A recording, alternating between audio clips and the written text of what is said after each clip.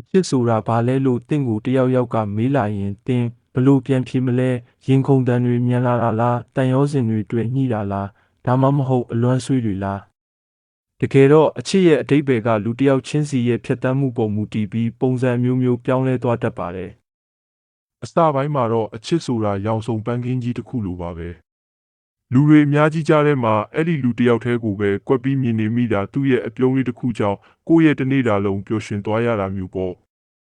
ကိုယ့်ရဲ့အားနည်းချက်တွေအနာစာတွေကိုကဘာကြီးရှိမှဖုံးကွယ်ထားခြင်းပေမဲ့သူရှိမှတော့စိတ်ချလက်ချချပြရတဲ့လုံခြုံမှုမျိုးဟာလည်းအချစ်ပါပဲဒါပေမဲ့အချိန်တွေကြာလာတဲ့အခါမှာတော့အချစ်ရဲ့သဘောတရားကပိုပြီးလေးနက်လာပါတယ်ရင်ခုန်တန်တွေကအရင်လိုမမြန်တော့ပဲတည်ငြိမ်သွားတဲ့အခါတယောက်ရဲ့စိတ်ဆိုးစရာအကျဉ်းဆိုးတွေကိုတယောက်ကမြင်လာရတဲ့အခါမှာအချစ်စစ်ရဲ့ပုံတံကစပြီးပေါ်လာတာပါ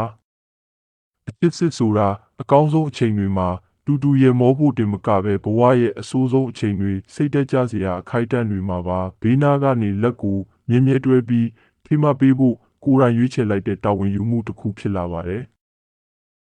ဒါကြောင့်အချစ်ဆိုတာပြည့်စုံတဲ့လူနှစ်ယောက်တွေ့ဆုံတာမဟုတ်ပါဘူး